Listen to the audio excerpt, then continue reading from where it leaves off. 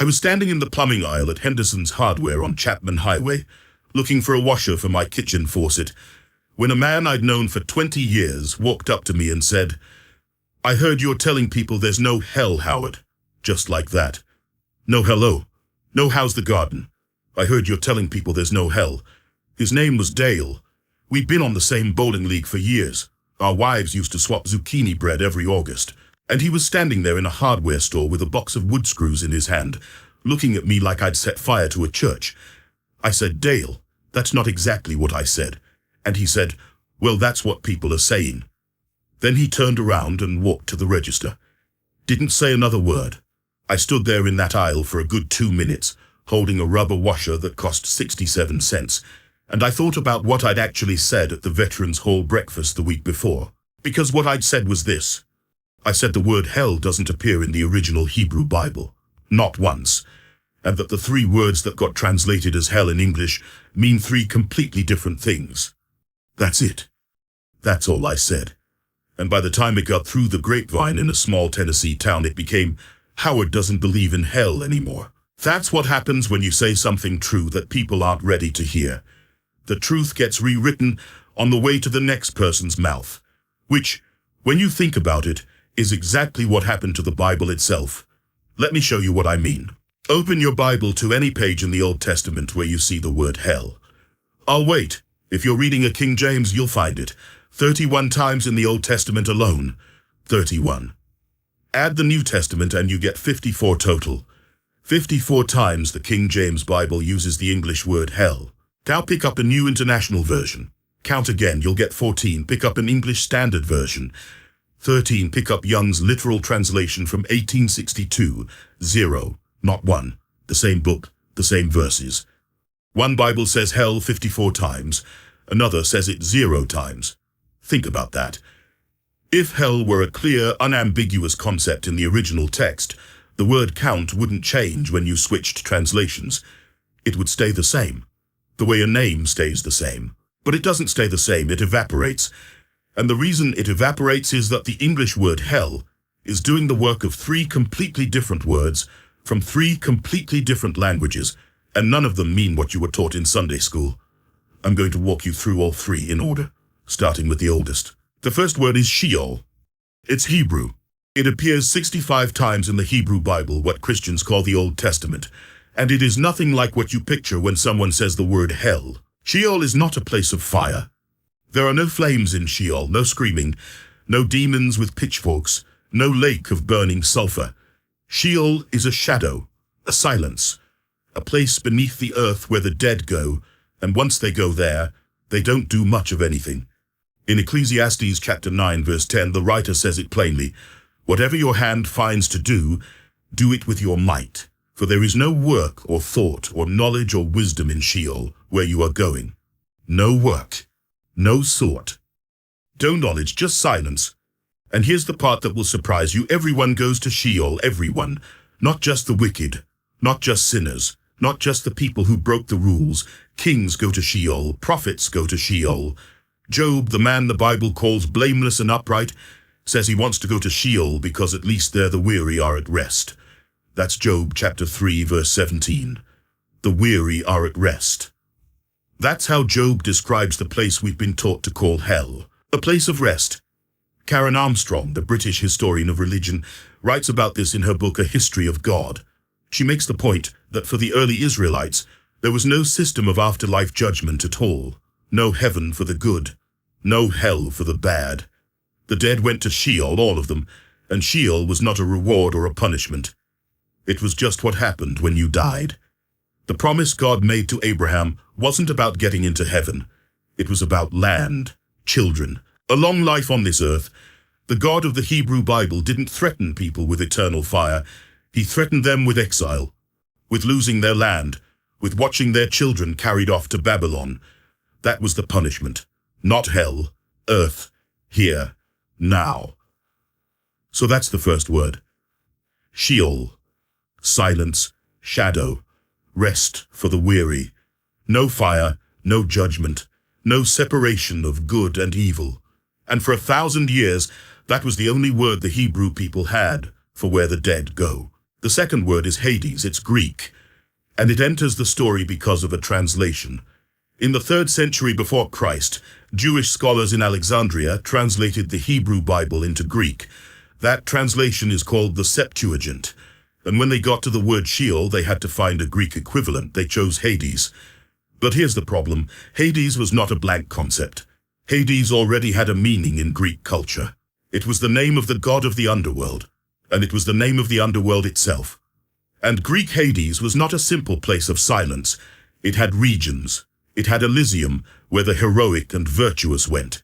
It had Tartarus, deep below, where the worst offenders were punished. It had the asphodel meadows, where ordinary people wandered without joy or suffering.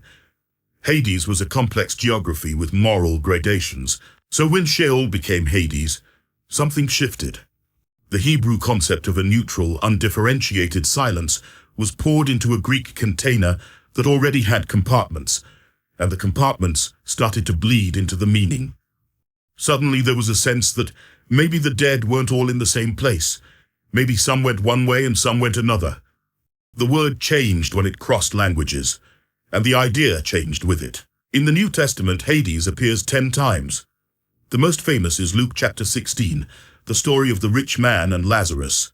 The rich man dies and goes to Hades, where he is in torment and can see Lazarus across a great chasm, resting in the bosom of Abraham. This is the one passage in the entire New Testament that puts fire and flame inside Hades. One passage. And most biblical scholars, including Richard Elliott Friedman, point out that this reads as a parable, not a geography lesson. Jesus is telling a story about wealth and compassion, not drawing a map of the afterlife. But for centuries, that one parable was treated as a literal description of what happens when you die. One story, thousands of sermons, an entire architecture of fear, built on a single parable that most scholars say was never meant to be taken literally. That's the second word. Hades, a Greek concept stitched onto a Hebrew idea. And the stitching changed both. There's actually a fourth word hiding in the New Testament, and it appears exactly once. In 2 Peter chapter 2, verse 4, the text says, God did not spare the angels who sinned, but cast them into Tartarus. Tartarus. It's a word borrowed directly from Greek mythology, the deepest pit beneath Hades where the Titans were imprisoned after Zeus defeated them. The author of 2 Peter used a pagan Greek word to describe a place where fallen angels are held, not humans, angels. And he used it exactly one time. It never appears again anywhere in the Bible, one verse, one mythological reference. And the King James translators rendered it as hell, the same word they used for Sheol, for Hades, for Gehenna, 4 different words in 4 different contexts, and in English they all became one. Now the third word, and this is the one that matters most, because this is the one Jesus actually used, Gehenna. Jesus says the word Gehenna 11 times in the Gospels. 11. And every single time he's speaking to a Jewish audience, people who lived in or near Jerusalem, people who knew exactly what he was talking about, because Gehenna is not a spiritual concept. Gehenna is a place, a real physical geographical place. You can walk there, you can stand in it, you can take a photograph of it. Gehenna comes from the Hebrew Hinnom, the Valley of Hinnom. It's a narrow ravine that runs along the south and southwest side of the old city of Jerusalem, and its history is horrific. In 2 Kings chapter 23 verse 10, the text describes a place called Topheth in the valley of the son of Hinnom, where people made their sons and daughters pass through the fire. That's the Bible's way of describing child sacrifice, the cult of Molech. Parents burning their children alive in this valley as an offering to a foreign god.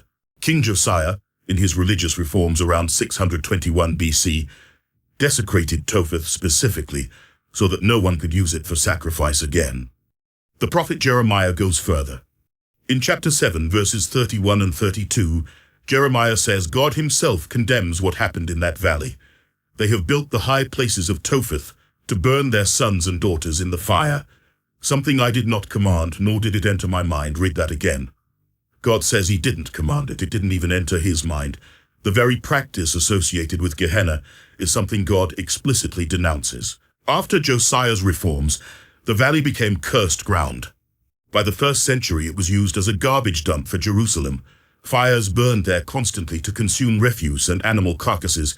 The Valley of Hinnom smelled of smoke and rot.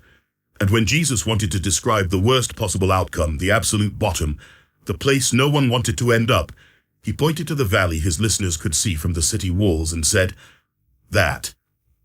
You don't want to end up there." He was not describing a cosmic torture chamber beneath the earth. He was pointing at a burning garbage dump outside the city gates, a place every person in his audience had smelled, a place with a history so dark that even God said it was never his idea. And look at how he uses the word. In Matthew chapter 5, verse 22, Jesus says anyone who says you fool will be liable to the Gehenna of fire.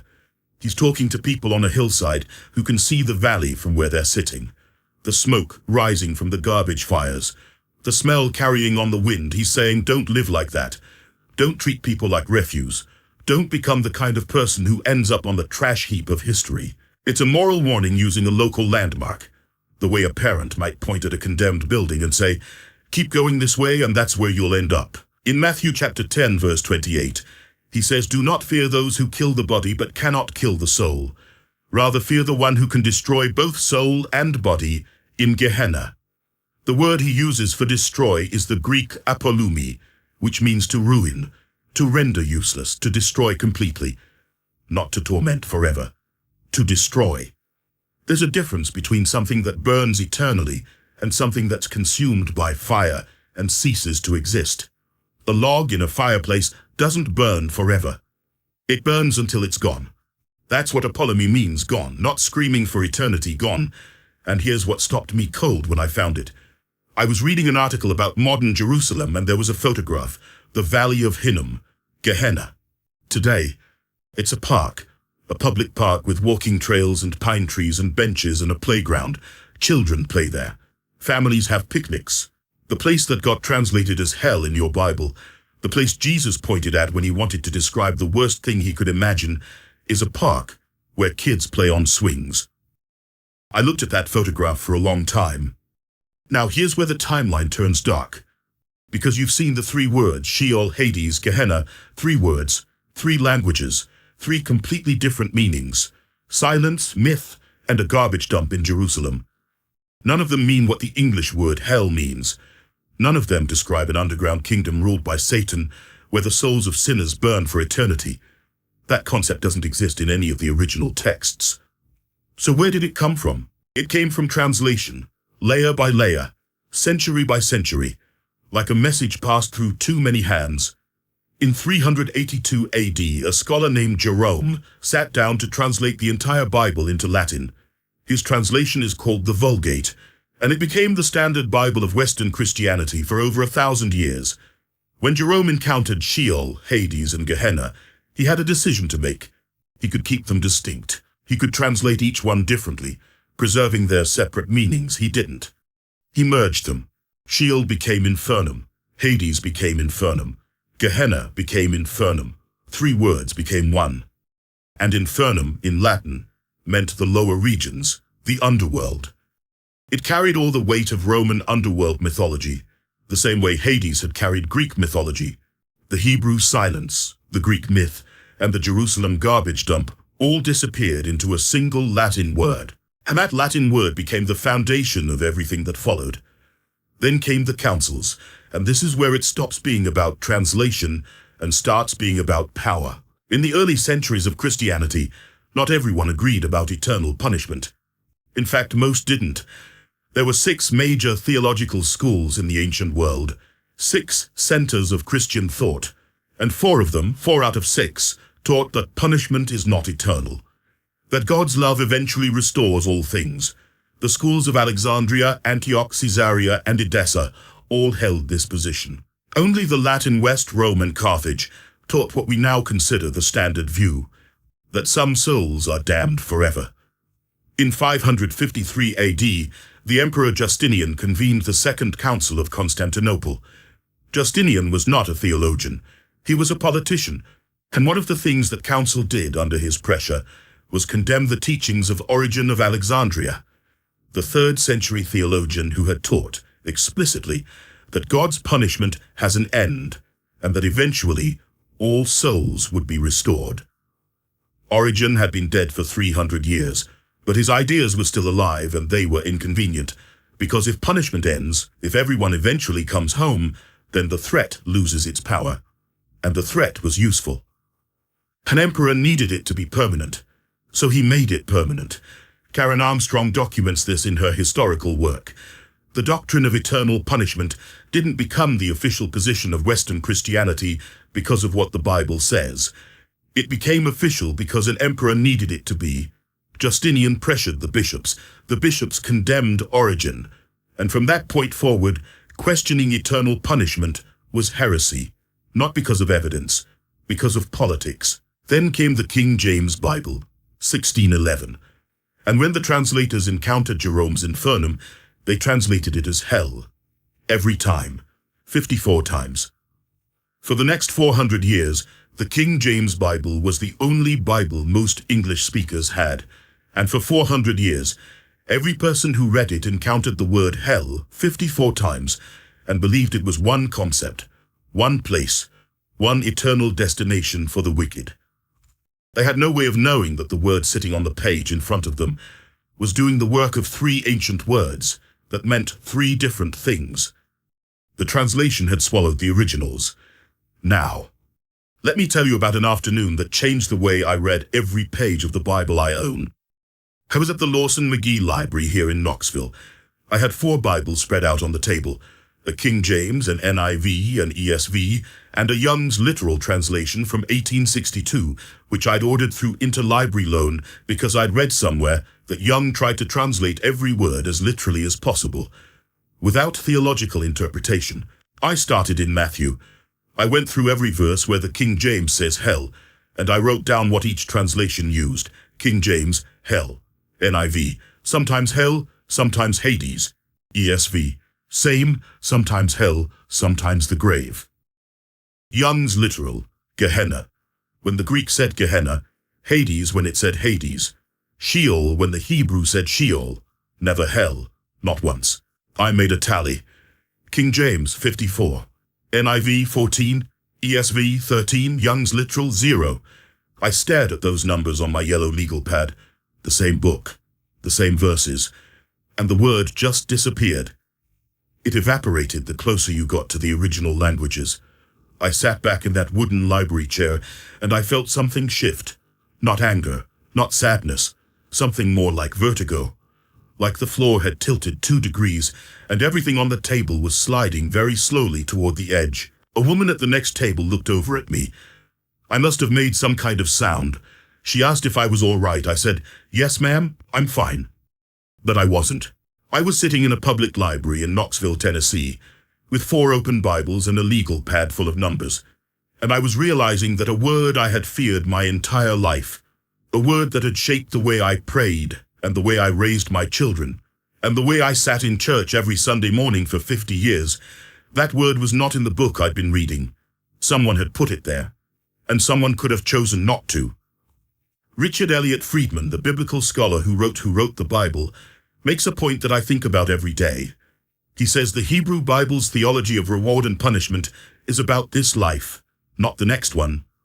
Obey God, and you'll have rain for your crops, children who prosper, peace in your land. Disobey, and you'll face drought, invasion, exile. The threat was never a place underground. It was the loss of everything above ground.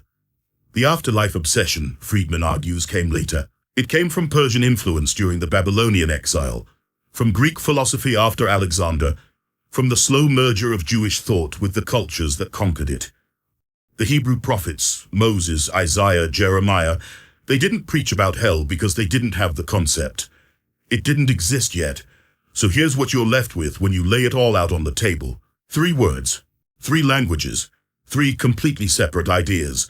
Sheol is silence, a place beneath the earth where the dead rest, all of them, righteous and wicked alike, in a darkness without thought or knowledge. It lasted 1,000 years as the only concept the Hebrew people had.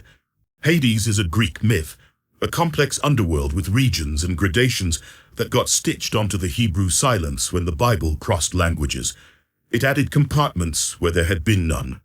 Gehenna is a valley, a real place in Jerusalem, with a real history of horror, and a real present of children playing on swing sets. None of them are hell. None of them describe a cosmic prison ruled by a fallen angel where God sends the people he's finished with. That idea was assembled over centuries, piece by piece, translation by translation, council by council, until it became so familiar that people forgot it had ever been assembled at all. They thought it had always been there. It hadn't. The word hell is not in the Hebrew Bible. It's not in the Greek New Testament. It's in the English translation. And the English translation chose one word for three, the same way you might use one box for three different things, and after enough years, forget that the things inside were ever separate. That's what I told them at the Veterans Hall breakfast.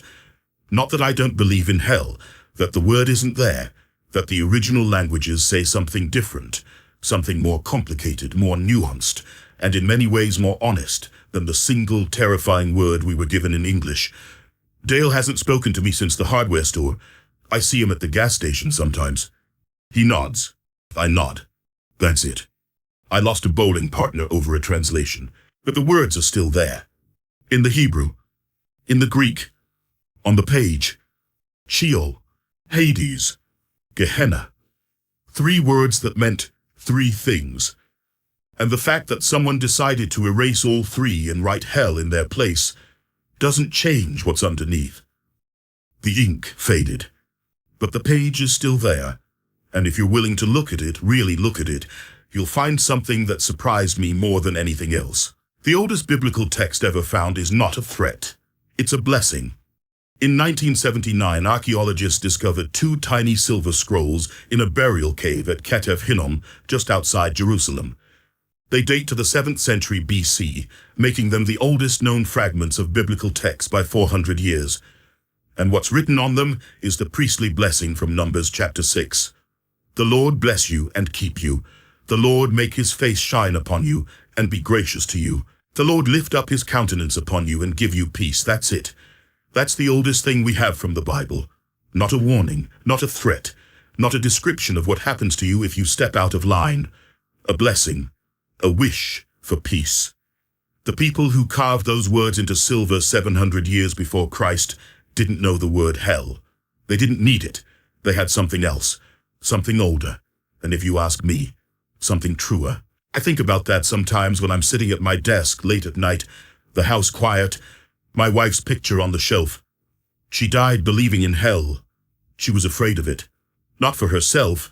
She was good in a way that didn't need a theology to explain it. She was afraid for me, afraid that my questions would send me somewhere she couldn't follow. And I wish I could have shown her these three words. I wish I could have spread those 4 Bibles out on the kitchen table and said, look at the numbers, 54, 14, 13, 0. The word disappears. It was never there to begin with. Someone put it there and it scared you and it didn't have to. I can't show her, but I can show you. 3 words became one. 1 word became a weapon.